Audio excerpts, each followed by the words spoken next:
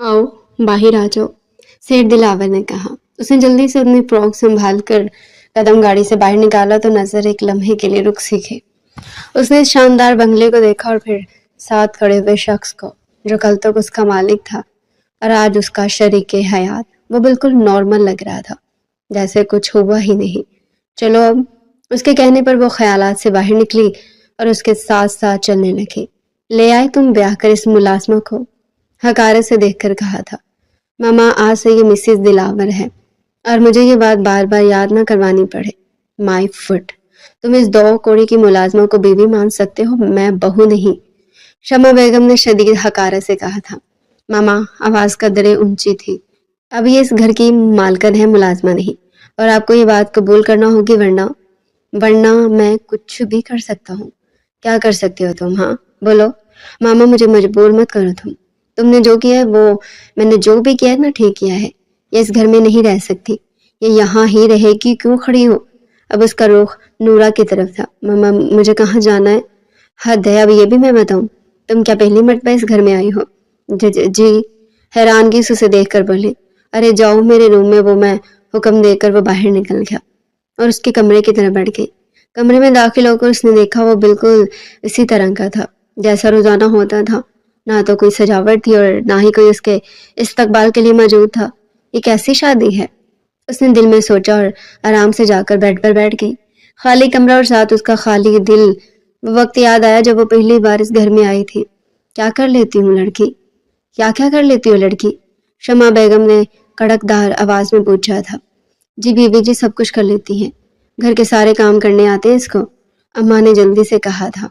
देखो मासी काकी, मुझे तेज काम करने वाली लड़की चाहिए। जी बीबी जी, जी नूरा बहुत जल्दी जल्दी से सारे काम निपटा लेती है। चल तुम्हारी बात मान लेती हूँ मासी काकी। सुन लड़की, मुझे सब काम अच्छे से किए होने चाहिए, और अगर तुमने इस घर की कोई भी चीज चोरी करने की जरूरत की तो 1 मिनट में पुलिस के हवाले कर दूंगी। मैं चोरी नहीं करती बीबी जी, तुम मुझे मैडम बोलोगी। शमा बेगम ने शदीद गुस्से से कहा। जी जी मैडम। चलो उठो और जाओ जाकर किचन साफ करो, और कोई भी बर्तन टूटना नहीं चाहिए, वरना पैसे तनख्वाह में से काटूंगी। जी जी जी मैडम, कहकर किचन में चली गई थी और अम्मा उनसे तनख्वाह का कहकर वापस जाने लगी थी तो वो दौड़ कर उनके पास आई थी। अम्मा, मुझे किधर अकेले नहीं रहना, तुम मत जाओ। अरे मेरी धी, अगर काम नहीं करेगी तो खाएंगे किधर से, और इस मनहूस का नशा कैसे पूरे करेंगे? अम्मा ने उसे इशारा किया था। चल मेरी बच्ची, जल्दी जल्दी से अपना काम खत्म करके शाम को घर आ जाना। अम्मा प्यार करके वापस चली गई और वो रोती हुई फिर से किचन में आकर बर्तन धोने लगी। नूरा नूरा। जी जी मैडम। सन्नाटेदार थप्पड़ रसीद किया गया था उसे। वो दंग रह गई थी। आइंदा मेरी आवाज सुनकर सब काम छोड़कर हाजिर हो जाना, वरना इसे बुरा हाल करूंगी तुम्हारा। आंसू बहकर चेहरा भिगो गए थे, मगर वो खामोश थी। सिर्फ और सिर्फ गरीबी और मजबूरी की वजह से जाओ और मेरे कपड़े प्रेस करो जाकर, मुझे जाना है कहीं। तो वो खामोशी से उसके कमरे की तरफ बढ़ गई थी। आंसू तवातर से बहने लगे थे और दरवाजा खुलने की आवाज के साथ ही वो डरकर फौरन सीधी हुई थी। तुम अभी तक ये 3rd क्लास तंबू पहनकर बैठी हो? अजीब लहजा था उस शख्स का, हकारत भरा। जाओ जाकर शावर लो, वहां तुम्हारे लिए नाइट ड्रेस पड़ा है, वो पहन कर आओ। शैम्पू से बाल धोना अच्छे से, और फिर जो साबुन रखा है उससे नहाना, और इस तंबू को उतार कर बाहर फेंको। तंबू? सारी जिंदगी मेरी माँ ने पैसे जोड़ जोड़ के लिए ये फ्रॉक बनाया था उसकी शादी के लिए, और उसे ये शख्स तंबू कह रहा है। दिल में शदीद चोट लगी थी, मगर वो बेबस थी। वो ना तो कुछ कह सकती थी और ना ही कुछ बोल सकती थी, तो खामोशी से उठी और वाशरूम में घुस गई। पहले तो दिल का बोझ हल्का किया और फिर शावर लेकर नाइट ड्रेस पहना तो उसे खुद से भी शर्म आने लगी। इतना बारीक और छोटा लिबास उसने तो आज तक ऐसा लिबास नहीं पहना था। वो वहीं दीवार के साथ चिपक कर बैठ गई, क्योंकि इस लिबास में वो दिलावर के सामने नहीं जा सकती थी। काफी देर के बाद दरवाजे पर दस्तक हुई। सो गई हो क्या? न न नहीं, उसे अंदर से आवाज थी। बाहर क्यों नहीं आ रही? क्या मसला है? उसने जल्दी से अपनी फ्रॉक का दुपट्टा इर्द गिर्द लपेट लिया। आंखें रोने की वजह से लाल हो गई थी और वो बुरी तरह से कांप रही थी। बाहर आओ जल्दी, अब गुस्से से कहा था। वो दरवाजा खोलकर उसके पीछे झुक गई। बाहर निकलो जल्दी। अब आवाज कदरे ऊंची थी। मुझे इस तरह से बेहया ना करें प्लीज, डरते डरते कहा था। मैं शोहर हूँ तुम्हारा, निकाह क्यों तुम्हारे साथ, हक है मेरा तुम पर। اب وہ اندر آ گیا تھا. اس نے ابھی بھی دوپٹہ اچھے سے لپیٹا ہوا تھا. اس کو کھینچتا ہوا باہر لے آیا تھا. آنسو اب دماتر سے بہنے لگے تھے. دوپٹہ ارد گرد لپیٹ کر بھی وہ خود کو برہنہ محسوس کر رہی تھی. دیکھو تم پہلے جو بھی تھی بھول جاؤ اس بات کو، مگر اب خود کو بدلو، اپنی اوقات کو پہچانو. اوقات؟ ہاں ہاں اوقات. تو یہ ہے کہ کیا مطلب ہے تمہارا؟ غریبوں کی اوقات یہ ہوتی ہے کہ ان کے تن پر لباس ہوتا ہے، سر پر چادر، اور امیروں کی اوقات یہ ہے کہ وہ لباس پہن کر بھی بے لباس ہی ہوتے ہیں. فرق صرف اتنا ہے صاحب کہ غریب ڈھکا چھپا ہوا ہوتا ہے اور امیر جتنا زیادہ امیر اتنا ہی زیادہ بڑھنا. وہ ہچکیوں سے رو رہی تھی. بے وقوف، وہ بڑبڑا رہا تھا. اس نے نظر اٹھا کر اسے دیکھا جہاں محبت نہیں تھی، صرف اور صرف پھر وہ اس کے قریب ہوا تھا اور ساتھ ایک جوس کا گلاس اسے پکڑا دیا تھا جس میں اس نے ایک ٹیبلٹ ملائی تھی اور ساتھ اسے بتا بھی دیا تھا کہ وہ اولاد نہیں چاہتا. اس نے عجیب نظروں سے دلاور کو دیکھا جو سنجیدگی سے اسے یہ سب کہہ رہا تھا. اس نے کوئی جواب نہیں دیا اور آنسو ضبط کر کے پیو اب غصے سے کہا تھا. اس نے چپ چاپ وہ جوس پی لیا تھا کیونکہ وہ اپنی اوقات جان گئی تھی.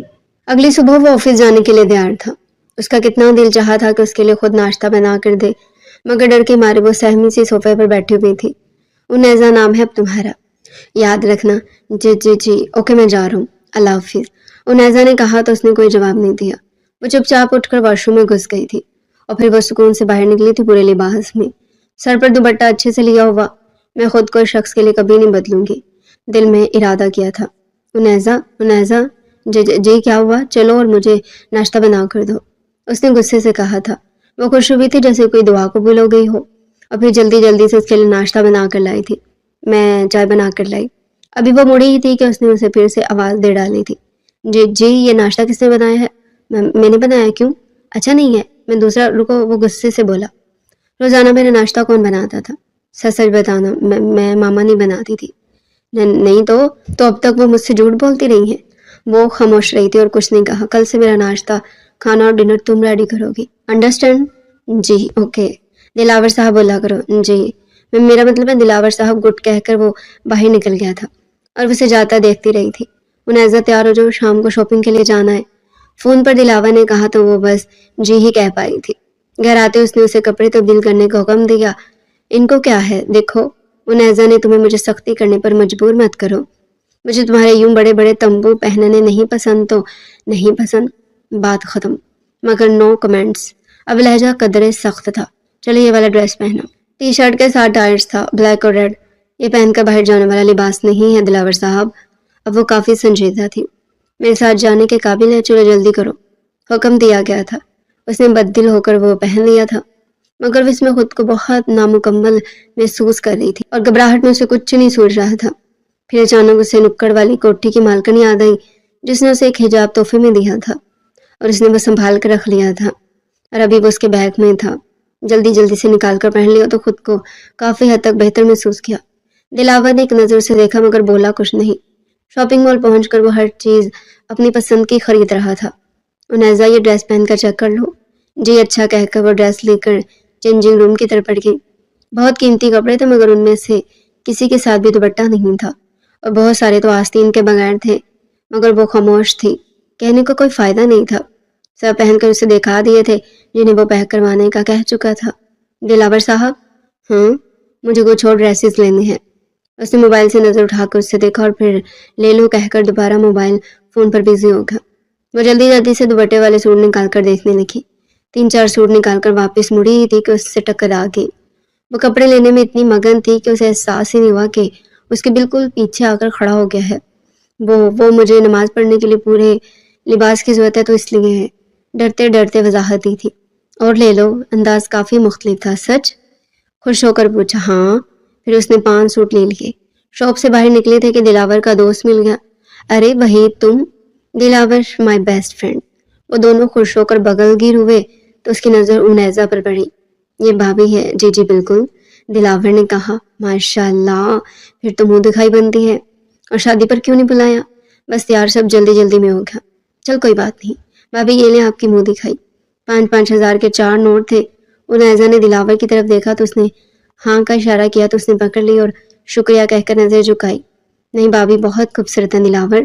اور ریلی؟ دلاور خوش ہو کر بولا. انیزا نے نظر اٹھا کر دیکھا تو اس کی نظر دلاور کے پیچھے حجاب کے شو پر پڑی تو وہ ایکسکیوز می کہہ کر اس کی طرف بڑھ گئی۔ گاڑی میں بیٹھ کر دلاور نے کہا، یہ کیا بدتمیزی تھی انیزا؟ کیا کون سی بدتمیزی؟ تم وحید سے بات کرنے کی بجائے وہاں سے چلی کیوں گئی؟ وہ کیا وہ بہت عجیب نظروں سے دیکھ رہا تھا، اور تم کوئی ہور پری ہو یا کوئی ملکہ؟ اوقات دیکھو اپنی، آئندہ اگر ایسا کیا تو بہت برا پیش آؤں گا، سمجھی؟ مگر وہ شڑا وہ ہلکا سا چیخا تو انیزا نے رخ باہر کی طرف موڑ لیا۔ آنسو بہتے رہے تھے مگر وہ تو جیسے ہوش میں ہی نہیں تھی۔ گھر پہنچ کر وہ سیدھا کمرے میں چلا گیا تھا، جبکہ اس کا ٹاکرا شمع بیگم اور کنزا سے ہو گیا تھا۔ تم یہاں کیا کر رہی ہو؟ اور یہ اس وقت تم کہاں سے رہی ہو؟ چھوٹی بی بی سامان کدھر رکھوں؟ شمس بابا سامان گاڑی سے نکال کر اس سے پوچھ رہے تھے۔ تو اب یہ 2 کوڑی کی ملازمہ شاپنگ مال سے شاپنگ کرے گی، کنزا نے کہا۔ اس کی اتنی اوقات کہاں، یہ تو اس بے وقوف کی مہربانی جسے اس گوار میں پتہ نہیں کیا نظر آ گیا۔ وہ خاموشی سے سب سن رہی تھی مگر اس نے دلاور کے کمرے سے باہر نکلنے کی دعا ضرور کی تھی، جو قبول بھی ہو گئی تھی۔ ملازمہ تھی اور ملازمہ ہی رہو گی تم، اپنی اوقات مت بھولنا کبھی بھی، سمجھی؟ اور تم بھی یہ بات اچھے سے یاد رکھنا کہ اب یہ انیزا دلاور ہے، تمہاری بھابھی، اس گھر کی مالک۔ کنزا کو دونوں بازوؤں سے زور سے جکڑ کر بولا تھا۔ چھوڑیں بھائی مجھے، کنزا نے ڈر کر کہا۔ آئندہ اگر تم نے اس طرح انیزا سے بات کی تو برا پیش آؤں گا، چلو تم۔ اس کا ہاتھ پکڑ کر خانشتہ ہوا اسے اندر لے گیا، جبکہ وہ دونوں بس غصے سے اسے دیکھتی رہ گئی تھی۔ وہ اب بھی اس کے سامنے بیٹھی تھی اور اس کی منتظر تھی۔ دلاور صاحب، کیا میں چینج کر لوں؟ آخر ہمت کر کے پوچھا تھا۔ کیوں، کیا تکلیف ہے اس ڈریس میں؟ اس نے غصے سے لال ہو کر کہا، کچھ نہیں، مجھے نیند آ رہی ہے تو سو جاؤ، میں نے کب منع کیا ہے؟ اس طرح؟ ہاں اسی طرح۔ سنو لڑکی، مجھے سختی پر مجبور مت کرو۔ 5 لاکھ روپے کا خریدا ہے تمہیں صرف اسی لیے، اور کل سے تم ان دونوں پر نظر رکھنا شروع کرو۔ بہت ہو گیا اب یہ ڈرامہ۔ جی اچھا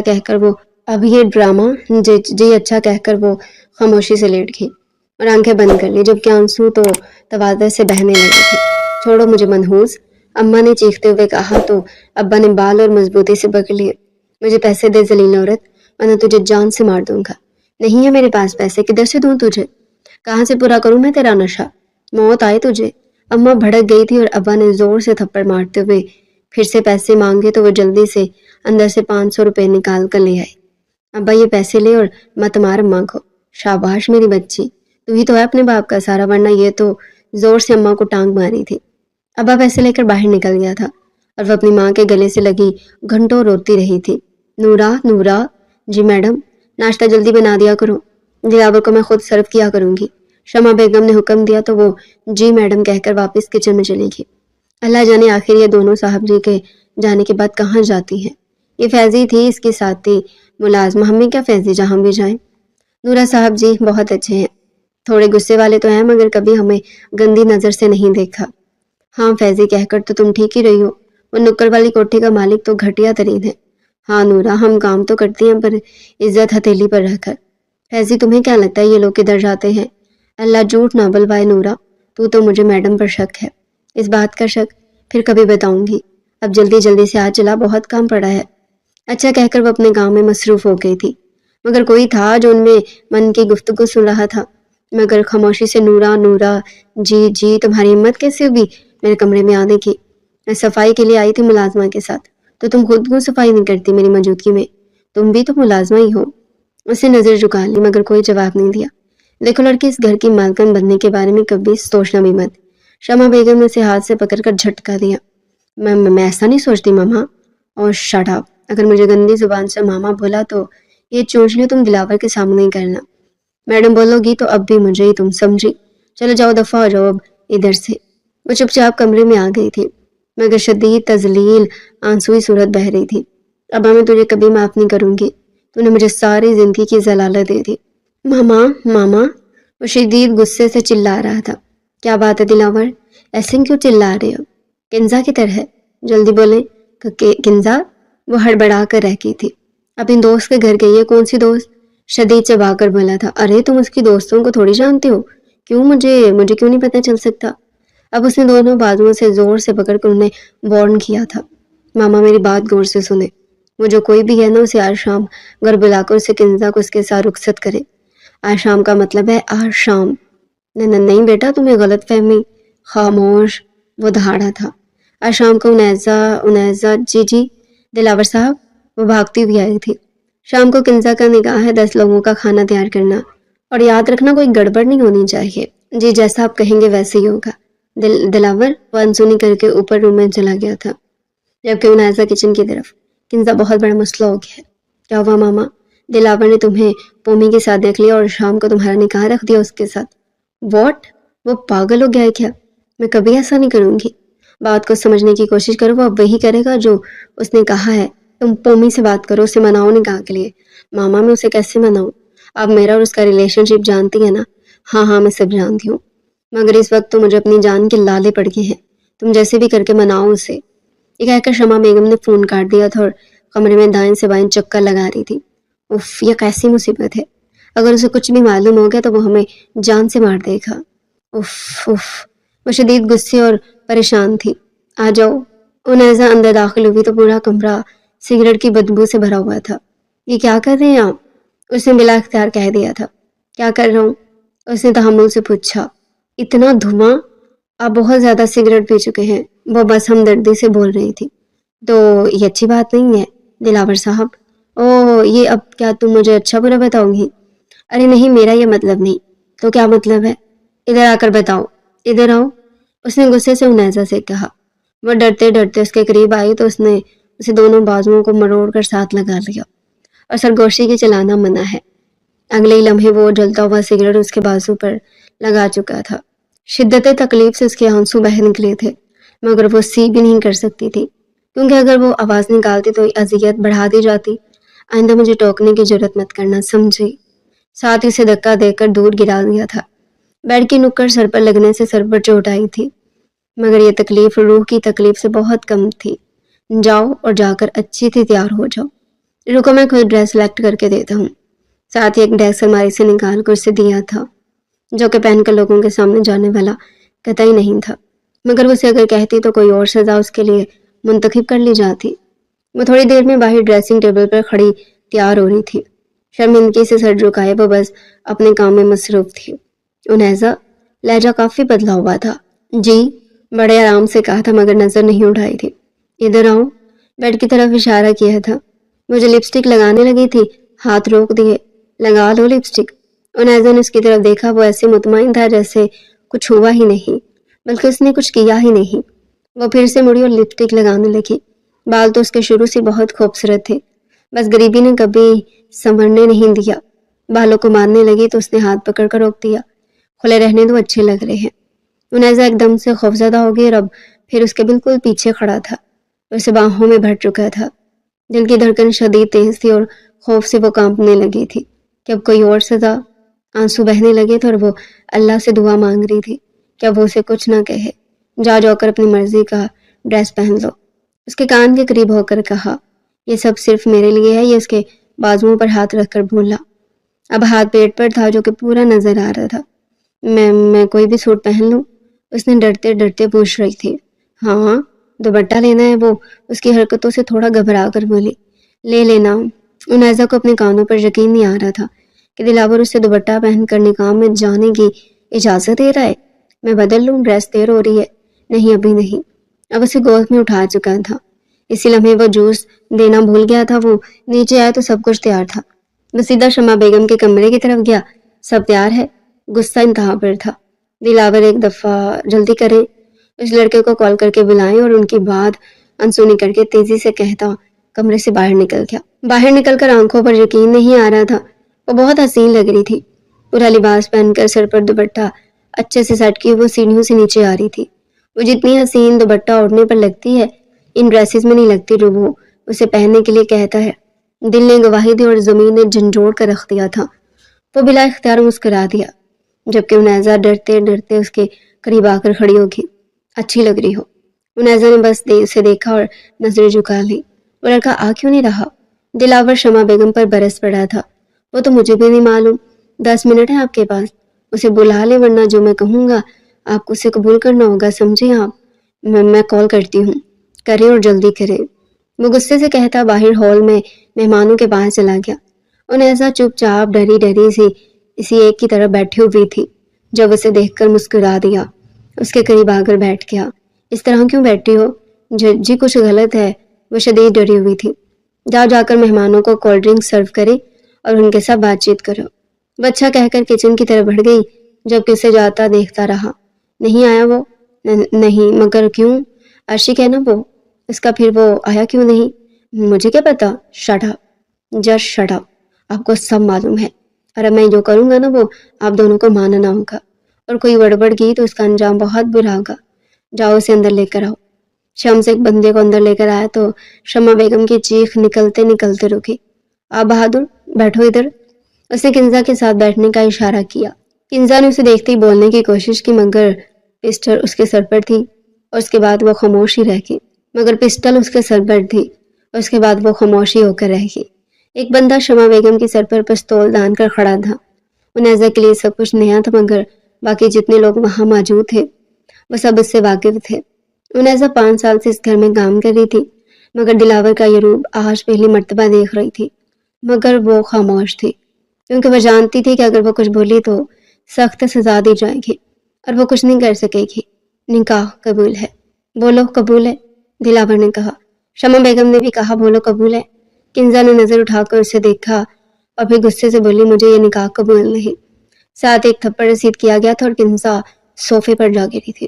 بولو قبول ہے؟ دیکھیں آپ زبردستی یہ نکاح نہیں کروا سکتے۔ خاموش مولانا صاحب، جو کہے نا وہ کرے، نکاح شروع کرے۔ مگر کہا نہ کر، مگر کچھ نہیں تو نہیں، بس نکاح۔ ساکی ایک آدمی مولوی صاحب کے سر پر جا کھڑا ہوا جس کے ہاتھ میں پستول تھا۔ نکاح قبول ہے؟ دوبارہ پوچھا تو کنزا نے کہا قبول بول دیا۔ قبول ہے قبول ہے، روٹ کر کھڑی ہوگی۔ پھر کچھ دیر کے بعد وہ ایک چھوٹے سے گھر کے ایک کمرے میں موجود تھی جہاں اس کا دم گھٹ رہا تھا، مگر اب اسے اس حال میں ہمیشہ رہنا تھا، چاہے وہ خوشی سے رہے یا دکھی ہو کر۔ انیزہ چائے لا دو۔ اہم سا لہجہ تھا، جی ابھی کہہ کر وہ مڑی ہی تھی کہ اس نے دوبارہ سے اسے بلایا۔ اب تمہیں بہت محتاط رہنے کی ضرورت ہے اور ہر وقت اس پر نظر رکھنی ہے۔ کنزا واپس نہیں آئے گی تو تم بے فکری سے سب کر سکتی ہو۔ جی اچھا دلاور صاحب، میں جلدی آپ کو بتاؤں گی۔ ڈرا سا انداز تھا وہ، وہاں ٹیوب رکھیے، لگا لینا، جلن کم ہو جائے گی۔ لاپرواہی سے کہا تھا اب تو یہ جلن ساری زندگی ٹھیک نہیں ہوگی۔ ٹیوب کی کوئی ضرورت نہیں تھی، شکریہ کہہ کر وہ رکی نہیں تھی۔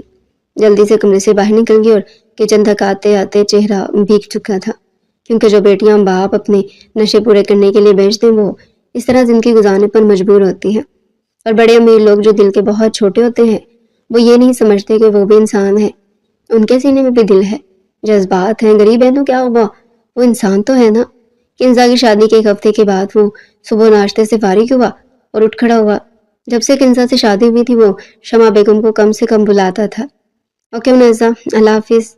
اللہ حافظ دلاور صاحب، مسکرا کر کہا تو شمع بیگم نے شدید تیوری چڑھا کر اسے دیکھا، مگر وہ اندیکھا کرتی ناشتہ کرنے لگی، کیونکہ وہ کون سی اس گھر کی کوئی مالک تھی، یہ سب تو بس دکھاوا تھا، آنکھوں کا دھوکا۔ شمع بیگم نے نفرت سے بولتے ہوئے کہا آج شام میں واپس گھر آؤں گی تو دلاور کو بتا دینا۔ کہہ کر وہ باہر نکل گئی اور انیزہ کمرے کی طرف بڑھ گئی، کیونکہ جس کام کے لیے وہ لائی گئی تھی اس نے وہ کرنا تھا۔ وہ شام کو واپس آنے کا بول کر باہر جا رہی ہیں۔ انیزہ نے دلاور کو کال پر کہا اوکے نظر رکھو۔ وہ جلدی سے بولا تو وہ اوپر سے انہیں جاتا دیکھتی رہی اور دلاور کو جاننے کی اطلاع دے دی۔ اب وہ آرام سے گھر کا جائزہ لے رہی تھی اور پھر کچھ نہ پا کر وہ وہیں صوفے پر بیٹھ گئی تھی۔ 1 گھنٹے کے بعد اسے دلاور نے کال کی۔ اس نے کال اٹینڈ کی اور ادب سے بولی جی دلاور صاحب۔ انیزہ وہ گاڑی کے بغیر واپس آ گئی ہے، جلدی سے باہر نکل کر اس کا دھیان رکھو۔ جی کہہ کر وہ فوراً باہر پچھلے راستے کی طرف بڑھ گئی۔ شمع بیگم اپنے من پسند باغیچے کے پاس کھڑی جائزہ لینے کے بعد ایک طرف لگی پرانی اور بہت پھیلی ہوئی بیل کی طرف بڑھ گئی۔ انیزہ دور سے چھپ کر یہ سب کچھ دیکھ رہی تھی۔ پھر انہوں نے بیل کے ایک طرف چھپا ہوا دروازہ کھولا اور ادھر ادھر دیکھنے کے بعد اندر داخل ہوگی۔ انیزہ ان کو دیکھ کر فوراً پیچھے چھپ گئی تھی۔ انیزہ دروازے کو دیکھ کر حیران رہ گئی، کیونکہ آج تک کسی نے اسے نہیں دیکھا تھا، بلکہ شمع بیگم کسی کو اس طرف آنے ہی نہیں دیتی تھی۔ ماضی کے جھروکوں سے آج کے بعد تم اس گھر میں نہیں رہو گی بدکردار عورت، سیٹھ یاور غصے سے چلائے تھے۔ تم نے میری پاک دامن بیوی پر جو تمہیں تہمتیں لگائی ہیں نا، ان کے لیے میں تمہیں کبھی معاف نہیں کروں گا۔ میں تمہیں طلاق دیتا ہوں۔ تم ایسا نہیں کر سکتے یاور، तुम तो मुझसे मोहब्बत करते थे और अब? शमा बेगम, मुझे नहीं मालूम था कि तुम इस कदर घटिया औरत हो। तुम्हारी औकात गंदी नाली ही थी। जहाँ तुम थी मैंने तुम्हें इस महल में सजाया, मगर तुम अपनी औकात नहीं भूली। चलो निकलो यहाँ से, दफा हो जाओ। यावर रुके। यावर, यावर, वो चिल्लाई थी। यावर बाहर जा चुका था और वो बेतहाशा रो रही थी, मगर ये सब उसके ड्रामे थे कि वो खुद को पाक साफ साबित करना चाहती थी। बहुत पछताएगा तू सेठ यावर, बहुत पछताएगा। वो चिल्लाई थी, और उसकी सजा तुझे मिलकर रहेगी, याद रखना। अगले ही पल वो उठ खड़ी हुई थी और आओ आओ शमा बेगम, तुम इस घर की मालकिन हो, सेठ यावर ने मुस्कुरा कर कहा तो शमा बेगम शर्मा कर रह गई। डूडू, डूडू, जी मालिक। डोडो, सेठ यावर का ख्वाजा सरा खास मुलाजिम। डोडो, इस खराफा ने कमरा खाली किया या नहीं? मालिक, कर दिया। डोडो ने मलते जुलते हुए मखसूस अंदाज में कहा तो सेठ यावर शमा बेगम का हाथ पकड़ उसे अपने कमरे में लेके, जबकि जैनब सिर्फ दरवाजे की ओर से उन्हें जाता देखती रही और खामोशी से आंसू बहाती रही। ले आई यावर इस औरत को डूडू, अब मेरा क्या बनेगा? मैं कहाँ जाऊंगी? वो बहुत रो रही थी। जैनब मालकिन, फिक्र मत करें, मैं आपको कभी अकेला नहीं छोड़ूंगा। डोडो ने खामोशी से तसल्ली दी, तब वो कुछ हौसला करके खामोश आकर वापस आकर बैठ गई और अल्लाह ताला से अपने पाक दामन साबित होने की दुआएं मांगने लगी। नन्हा सा दिलावर माँ को गले लगाता और प्यार करता। वो माँ को रोता हुआ देखकर परेशान हो रहा था। वो बस से चूमती और साथ लगा लेती। मेरे बच्चे, तेरी माँ पाक दामन औरत है, तुम इस बात के गवाह रहना। शाम के वक्त मालकन मालकन खाना खा ले, डोडो ने आकर उसे कहा तो जैनब ने कहा, डोडो, वो शख्स कौन था, मुझे बताओ। तुम्हें अल्लाह ताला का वास्ता मुझे बताओ। मालकन, मुझे नहीं मालूम, मैंने तो उसे देखा भी नहीं था। बस मालिक उसे मार रहे थे और वो बार बार आपका नाम पुकार रहा था।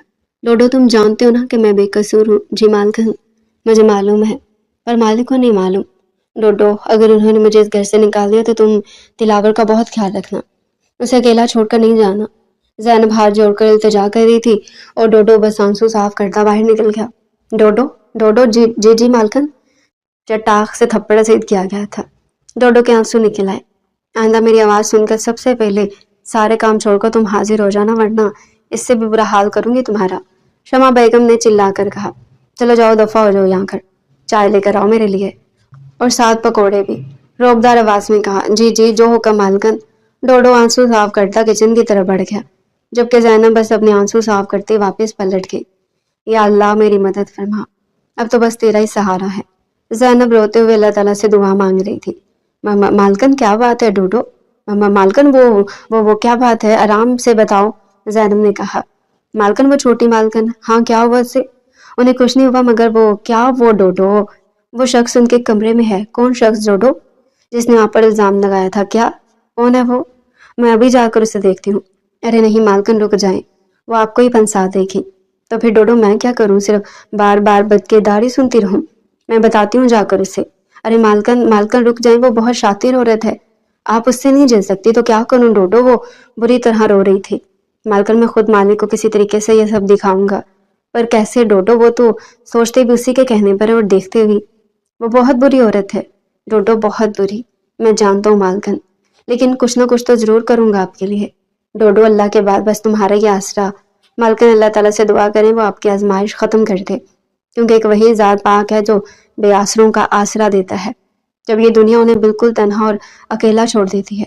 डोडो ज़ारों की तार हो रहा था इस वक्त को याद करके जब उसकी सगी माँ और बाप ने उसे ख्वाजा सरा कहकर घर से निकाल दिया था, और फिर सेठ यावर ने उसे सहारा दिया था, और जैनब ने उसे कभी बुरा भला नहीं कहा। मगर शमा बेगम ने तो मुझे 2 दिन में 3 दफा थप्पड़ मार लिए हैं। मालकन, डोडो, हौसले से काम लो, अल्लाह ताला हमारी मदद जरूर फरमाएंगे इंशाल्लाह। मालकन, मैं मालिक को फोन करके बुलाता हूँ। हाँ हाँ, जाओ जल्दी। डोडो फौरन बाहर निकल गया, मगर तब तक वह शख्स जा चुका था। वो दोनों चाहकर भी शमा बेगम को कुछ भी बिगाड़ नहीं पाए थे। वो बहुत शातिर औरत थी, उसके हाथ बहुत लंबे थे। वक्त गुजरने लगा था, शमा बेगम की गोद हरी हो गई थी और वो उम्मीद से थी। यावर शमा बेगम की मोहब्बत में पागल था और जैनब अब भी बद किरदार का धब्बा साफ नहीं कर पाई थी। दिलावर कुछ बड़ा हो गया और वो समझता था कि उसका बाप उसकी माँ को क्या कहता है। यावर पूरे का पूरा शमा बेगम के हाथ में था और जैनब की हैसियत एक मुलाजमन से ज्यादा नहीं थी। डोडो शमा बेगम के आगे सबसे बड़ी दीवार था, क्योंकि वह यावर के बहुत करीब था, इसलिए वो किसी चाल के इंतजार में थी। और फिर उसने अपना सोने का सेट ڈوڈو کے کمرے میں رکھ کر اس پر چوری کا الزام لگا دیا۔ چال کام آ گئی اور ڈوڈو کو شمع بیگم نے نکال دیا، چوری کا الزام لگا کر اس کو یاور نے بہت مارا اور گھر سے نکال دیا، اور اب زینب اکیلی رہ گئی تھی شمع بیگم کے ظلم سہنے کے لیے۔ شمع بیگم اسے سارے گھر کا کام کرواتی اور ساتھ بد کردار کے طعنے میں دیتی۔ زینب سب جاننے کے باوجود خاموش رہی تھی۔ آج موسم صبح سے بہت سہانا تھا اور اب تو ہلکی بارش بھی شروع ہو گئی تھی۔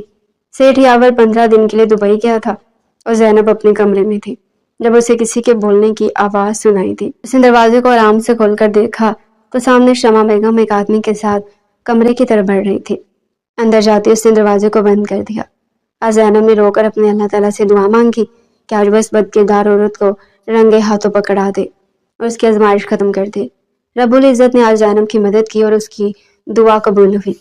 ابھی کچھ منٹ ہی گزرے تھے اس کو جائے نماز سے اٹھے کہ سیٹھ یاور دبے قدموں دبے پاؤں اندر داخل ہوئے۔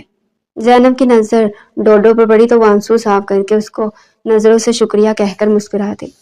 اس نے بھی سر کو ہلا کر حوصلہ دیا۔ شمع بیگم دروازہ کھولو۔ سیٹھ یاور آگے۔ شمع بیگم کی چیخ نکل گئی۔ اب کیا ہوگا؟ وہ تو مجھے جان سے مار دے گا۔ وہ بکھلاہٹ سے بیڈ سے اٹھ کر کھڑی ہوگی۔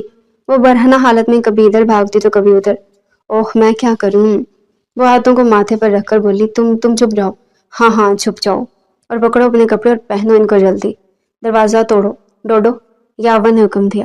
یاور میں آ رہی ہوں، اس نے جلدی سے کپڑے پہنتے ہوئے کہا، لیکن اس کے آنے سے پہلے ڈوڈو نے دھکا دے کر دروازہ کھول دیا۔ اور پھر تم چور یہاں کیا کر رہے ہو؟ شمع بیگم چلائی ڈوڈو کو دیکھ کر۔ چھوڑو اس کو شمع بیگم، یہ بتاؤ تم اتنی دیر سے کیا کر رہی تھی؟ یاور نے شک کی لہجے میں کہا، وہ میں کچھ نہیں، بس واش روم میں تھی اور تم اتنی جلدی واپس آ گئے۔ اس نے دونوں بازو اس کے گلے میں ڈالتے ہوئے کہا، ذرا دور رہ کر بات کرو۔ یاور نے بیزاری سے کہا، کیوں میری جان؟ اس نے لب یاور کے لبوں پر رکھتے ہوئے کہا۔ یقیناً وہ یاور کا دھیان بھٹکانا چاہتی تھی۔ یاور اس کو پیرے دھکیلتے ہوئے بولے، کہاں نہ دور رہو، ڈوڈو کمرے کی تلاشی لو، جو کا مالک۔ ڈوڈو نے ایک فاتح نظر شمع بیگم پر ڈالی اور آنکھوں میں کہا، آپ بیچ کے دکھاؤ گھٹیا عورت۔ تھوڑی دیر میں وہ یاور کے سامنے تھا۔ یاور غصے سے لال بھی ہو گیا تھا اور مار اس کو شدید زخمی کر دیا تھا۔ شمع بیگم کو بھی بہت مارا تھا اور وہ تو جان سے مار دیتا اگر ڈوڈو نہ روکتا تھا۔ نکلو یہاں سے، نکلو۔ شمع بیگم نے باہر نکل کے کسی کو فون کیا اور پھر اگلے 10 منٹ بعد وہاں بدماش لڑکوں کا ایک پورا ٹولہ پہنچ گیا۔ سیٹھ یاور رو کے زینب کے کمرے میں گیا تھا اور اسے معافی مانگ رہا تھا۔ اس کو اور زینب کو زبردستی پکڑ کر انہیں خفیہ تہہ خانے میں بند کر دیا اور ڈوڈو کو قتل کر دیا۔ شمع بیگم ایک دفعہ پھر سے فاتح قرار پائی۔ دلاور کے آنے سے پہلے قیامت آ کر چلی گئی، مگر اسے کچھ پتہ نہیں چل سکا۔ دلاور اکیلا رہ گیا۔ شمع بیگم نے اسے زینب کو اس کے عاشق کے ساتھ فرار ہو جانے کا بتایا اور 4 دن کے بعد اس کے باپ کا جہاز کریش۔ وہ جانتا تو اس کی ماسی نہیں ہے، مگر وہ اس وقت کمزور تھا اور کچھ نہیں کر سکتا تھا۔ دلاور نے بہت کوشش کی مگر اسے کوئی سراغ نہیں ملا۔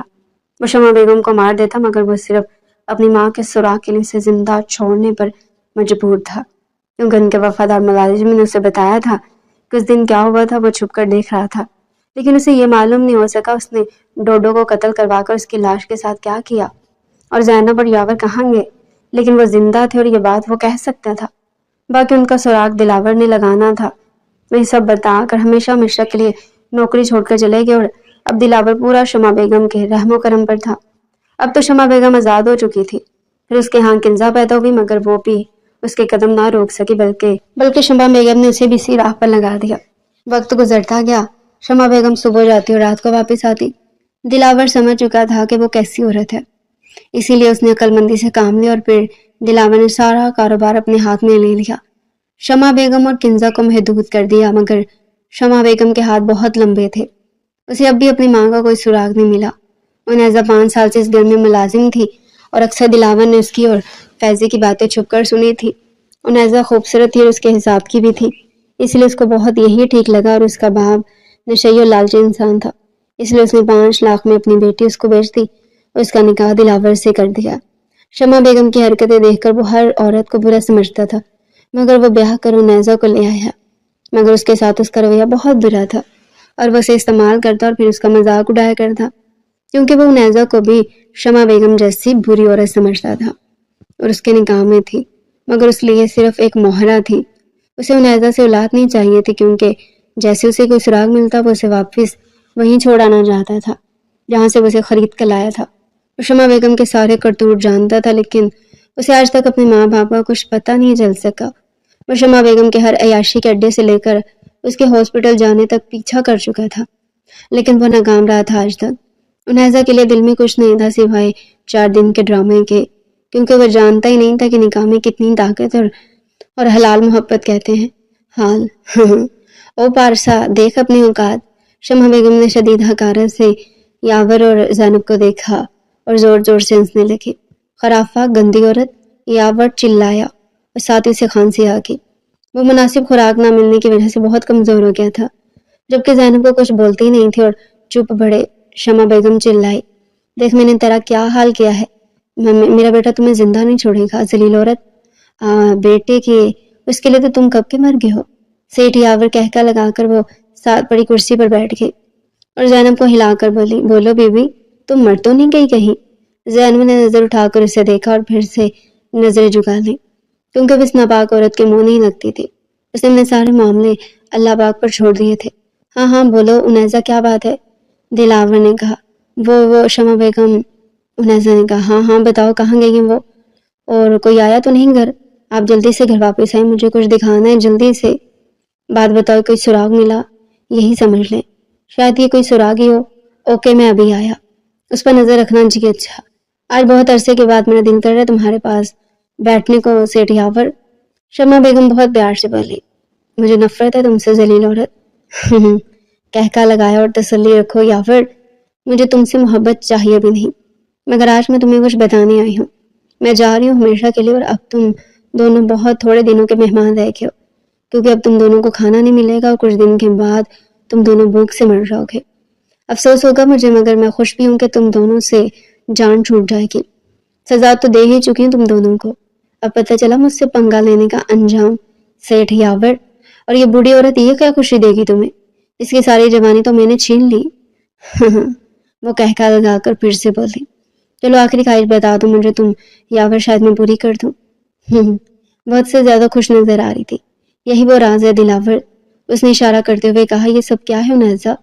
تم مجھے یہاں پہ برسوں پرانی بیل دکھانے کے لیے لائی ہو، جب میں بچپن سے دیکھتا آ رہا ہوں۔ وہ غصے سے لال پیلا ہو گیا اور زور زور سے اس کے بازو کو موڑ دیا۔ میری بات تو سن لیں دلاور صاحب۔ آنسو بہنے لگے تھے۔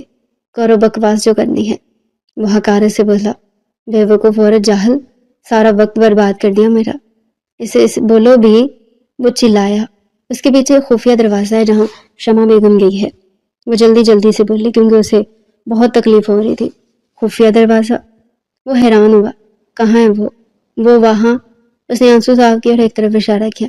اچھا تو اب میں چلتی ہوں، ایک ادا سے بولی، کیونکہ اب تمہارے ساتھ دوبارہ بھی رہ کبھی ملاقات نہیں ہوگی۔ تمہاری اور تمہاری اس پاک دامن بیوی کی موت کا افسوس ہوگا مجھے، یقین کرو۔ اور پھر سے مسکرائی تھی۔ ارے اتنی بھی کیا جلدی ہے ماما؟ دلاور؟ اس نے مڑ کر خوف سے دیکھا۔ جی ہاں دلاور۔ وہ غصے سے دہڑا، تم یہاں تک کیسے پہنچے؟ یہ سب اس گھٹیا عورت نے کیا ہوگا، خبردار اگر تم آگے بڑھے تو۔ شمع نے پستول زینب کے سر پر رکھ دیا۔ میں مار دوں گی اسے، پیچھے ہو جاؤ۔ وہ رخ دلاور کی طرف کر کے چیخی، مگر اس سے پہلے یاور نے اسے ٹانگ ماری اور وہ منہ کے بل گر گئی۔ دلاور نے اسے پکڑ لیا۔ اب بکواس کرو شمع بیگم، کیا بول رہی تھی تم؟ میں تمہیں زندہ نہیں چھوڑوں گا، زندہ جلانے کے قابل ہو تم، اور میں تمہیں سنگسار کر دوں گا، کیونکہ یہی سزا شادی شدہ زانی عورت کی ہے نا۔ انیزہ نے جلدی سے زینب اور یاور کو کھولا۔ یاور نے شمع بیگم کو گلے سے پکڑ لیا۔ یاور مجھے معاف کر دو پلیز، شمع بیگم نے روتے ہوئے کہا۔ دلاور نے اسے اسی جگہ باندھ دیا جہاں زینب کو باندھ رکھا تھا۔ اب تم ساری زندگی سڑو گی یہاں شمع بیگم، یاد رکھنا، اور تمہیں اسے اتنی آسان موت نہیں دوں گا، کیونکہ تمہیں میرے ماں باپ کو بھوکا رکھنے کا بہت شوق ہے نا، تو اب تم بھوکھی مرو گی اور پھر میں خود تمہیں سنگسار کروں گا۔ شمع بیگم نہیں، مجھے معاف کر دو، وہ چلاتی رہی، جبکہ وہ ان دونوں کو لے کر باہر آ گیا اور لوک لگا دیا۔ دروازے کو ایک ہفتے کے بعد زینب اور یاور گھر واپس آ گئے۔ ہاسپٹل ایڈمٹ رہے تھے وہ ایک ہفتہ۔ انیزہ کہاں ہے دلاور؟ زینب نے کہا۔ وہ ادھر ادھر دیکھ رہی تھی۔ بتاؤ بھی، چپ کیوں ہو؟ یاور بولے، ماما وہ یہاں نہیں ہے۔ کافی دیر کے بعد دلاور بولا، کہاں ہے؟ اگر یہاں نہیں ہے تو کہاں چلی گئی ہے؟ مجھے نہیں معلوم۔ کب گئی ہے وہ؟ اسی دن جب آپ مجھے ملے۔ مجھے ساری بات بتاؤ دلاور۔ دلاور نے ساری بات ماں کو بتا دی۔ اور سر جھکا لیا۔ کیا تم اس طرح کے کب سے ہو گئے؟ میرا بیٹا ایسا نہیں ہو سکتا۔ وہ رونے لگی تھی۔ ماما پلیز رونا بند کر دیں، دور ہو جاؤ مجھ سے، میرا بیٹا اتنا برا نہیں ہو سکتا کہ وہ کسی معصوم کو استعمال کرے اور پھر گھر سے نکال دے۔ ابھی چلو اس کو واپس لینے چلے۔ وہ غصے سے بول دی۔ مگر ماما مگر کچھ نہیں، چلو اچھا آپ رکے، میں واپس لے کر آتا ہوں۔ وہ ان کے سامنے خاموش ہو گیا۔ ایک ہفتہ پہلے انیزہ نے یاور اور زینب کو کھولا تو چپکے سے باہر نکل آئی، کیونکہ وہ جانتی تھی اس کا کام ختم ہوا اور وہ نہیں چاہتی تھی کہ دلاور اسے دیکھ کر باہر نکالے، تو وہ چپ چاپ وہاں سے نکل گئی۔ وقت ظالم ہوتا ہے اور وہ کسی کی نہیں سنتا۔ دلاور کا امتحان شروع ہو گیا تھا اور وہ دن رات تلاش کر کے تھک چکا تھا، مگر اسے انیزہ کہیں نہیں ملی۔ 3 ماہ گزر چکے تھے اور اس نے شہر کا چپا چپا چھان مارا تھا، گلی محلے، ہسپتالوں میں، دارالمان میں، شیلٹر ہومز میں۔ غرور ٹوٹا تو دلاور زمین پر منہ کے بل گرا۔ نہیں، مجھے اس سے محبت نہیں ہو سکتی۔ سے دلاور تم ہار گئے، تمہیں اس سے محبت ہو گئی ہے اور شدید ہو چکی ہے، اور اب تمہارے نصیب میں صرف ہجر ہے اور بس۔ نہیں ہے مجھے اس سے محبت، تو کیوں اس کی چیزوں کو چومتے ہو؟ کیوں اس کے وہ کپڑے جو وہ شوق سے پہنتی تھی انہیں چھوتے ہو؟ کیوں ان کپڑوں سے ان کی خوشبو محسوس کر رہے ہو؟ بولتے کیوں نہیں؟ ضمیر نے آواز لگائی۔ مان لو سے دلاور تم عشق میں ڈوب گئے ہو اس کے، اب تم اس کے در پر جاؤ گے تو سکون ملے گا، ورنہ ساری زندگی بے سکون رہو گے تم۔ ہاں میں ہار گیا ہوں اس کے آگے، مجھے اس سے محبت اور بے پناہ محبت ہے۔ وہ پھوٹ پھوٹ کر رو رہا تھا۔ مجھے وہ چاہیے صرف اور صرف، انیزہ چاہیے مجھے، وہ میری ہے، صرف اور صرف میری ہے۔ اسے واپس آنا چاہتا تھا۔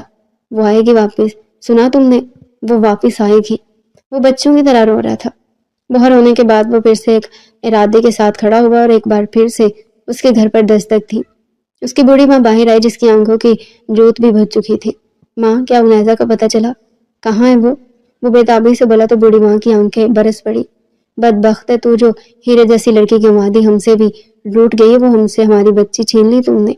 میں بھی معاف نہیں کروں گی۔ اور دروازہ دلاور کے منہ پر بند ہوا۔ وہ منہ کے بل گرا تھا، محبت میں فنا ہو رہا تھا۔